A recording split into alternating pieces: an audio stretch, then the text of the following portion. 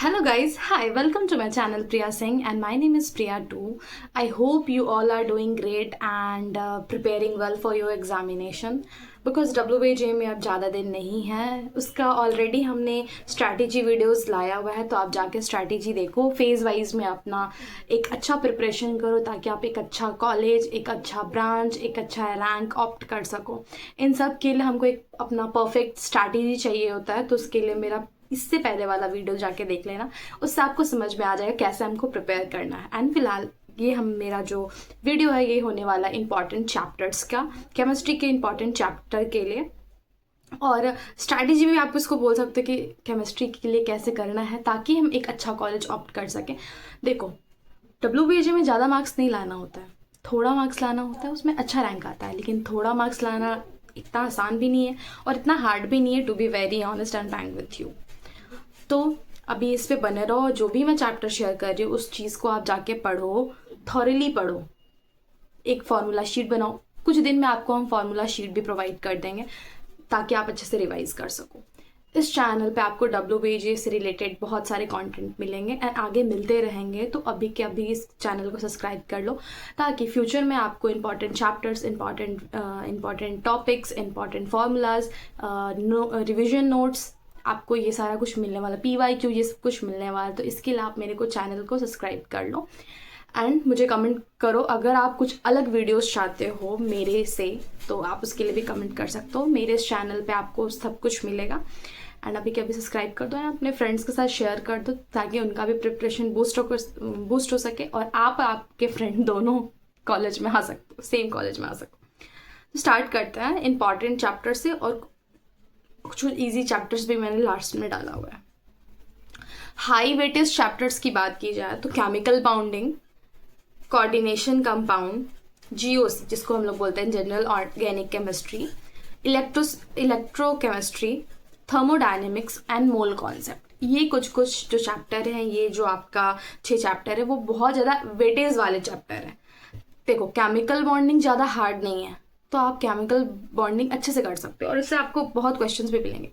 Coordination compound यार कितना easy chapter है, सबको पता है कि कोऑर्डिनेशन कंपाउंड कितना इजी चैप्टर है। और डायरेक्ट सवाल पूछते हैं, इस कंपाउंड का बताओ, ये जो कंपाउंड इसका कलर क्या होगा, इस कलर का ये है तो इसका कंपाउंड कौन सा होगा। तो ये बहुत मतलब ईजी होता है कोऑर्डिनेशन कंपाउंड, ठीक है। फिर आपका आता है GOC, ये थोड़ा आएगा, इसमें आपको प्रैक्टिस चाहिए होता है तो आप इस पर प्रैक्टिस करना। देन इलेक्ट्रोकेमिस्ट्री हम 11 से पढ़ते आ रहे, सॉरी 11 से पढ़ते, 11 का ही चैप्टर है, सॉरी। तो इलेक्ट्रोकेमिस्ट्री ये हमारा मतलब अच्छा चैप्टर है। और देखिए कि इलेक्ट्रोकेमिस्ट्री और मोल कॉन्सेप्ट और थर्मोडायनेमिक्स, ये पता नहीं तुम लोगों को पता है या नहीं पता, ये तीनों एक दूसरे से को रिलेटेड है। मतलब इसके कॉन्सेप्ट आपको उसमें यूज़ होंगे, उसके कॉन्सेप्ट आपको इसमें यूज़ होंगे। तो ये सारा चीज़ है, आप ये तीनों चैप्टर को करोगे तो मेरे को लगता है आप कर लोगे।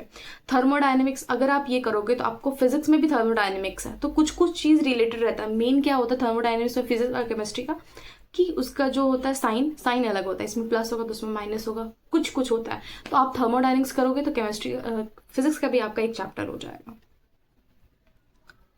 ऑर्गेनिक केमिस्ट्री को भी आपको प्रायोरिटी देना है क्योंकि ऑर्गेनिक केमिस्ट्री सबको पता है, इसमें तो डायरेक्ट मैकेनिज्म पे आ जाएगा, डायरेक्ट मैकेनिज्म पे क्वेश्चन आ जाता है। जैसे GOC बेसिक जो कि मस्ट है, इससे पहले भी मैंने हाई वेटेज चैप्टर में भी आपका GOC डाला था, तो आप GOC करो। उसके बाद क्या करोगे, हाइड्रोकार्बन्स, देन है नेम्ड रिएक्शन, जितने भी रिएक्शन होते हैं नेम वाइज वाले उन सारे रिएक्शंस को आप थॉरली पढ़ोगे और उसका मैकेनिज्म समझ जाओगे, उसमें कौन सा रिएजेंट लगता है, कैसे वो एक्टिवेट होता है, ये सारा चीज़ आपको देखना होगा। आप रिएजेंट जरूर पढ़ना क्योंकि रिएजेंट से सवाल पूछते हैं, क्योंकि रिएक्शन को उसमें पूछेंगे कि कौन सा रिएजेंट लगता है, ठीक है। फिर है आइसोमेरिज्म, ये भी करना होगा आपको। फिर रिएक्शन मैकेनिज्म, ठीक है।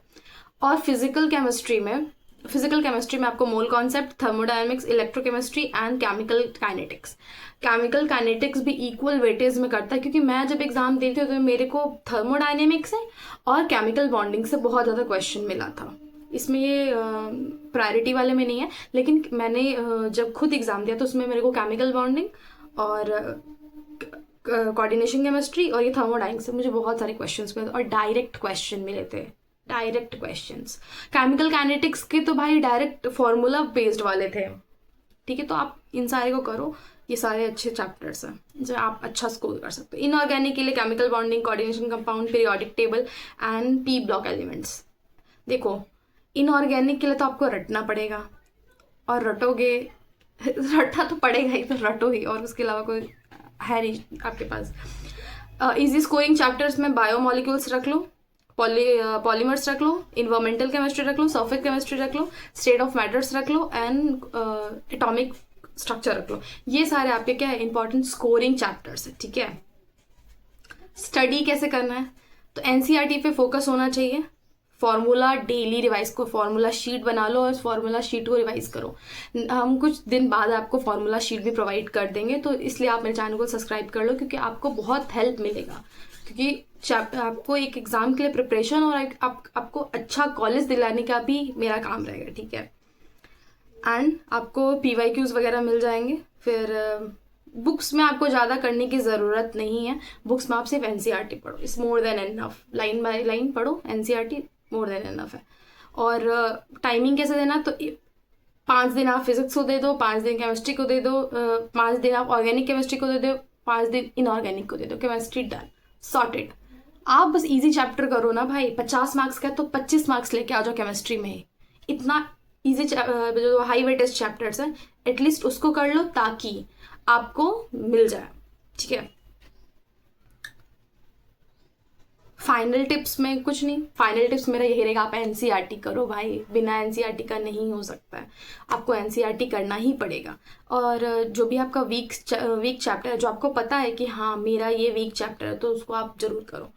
एंड गाइज आई होप कि आपको समझ में आया हो कि आपको केमिस्ट्री में कैसे अटेम्प्ट करना है क्वेश्चन, और इसके आगे मैं अटेम्प्ट करने का भी स्ट्रैटेजी लेकर आऊँगी। तो stay tune with me, like share and subscribe कर दो, अपनी फ्रेंड को शेयर कर दो, ताकि तुम दोनों एक अच्छा प्रिपरेशन और एक अच्छे चैनल को सब्सक्राइब कर रहे हो, ठीक है। Thank you guys, thanks for watching and all the best, bye bye.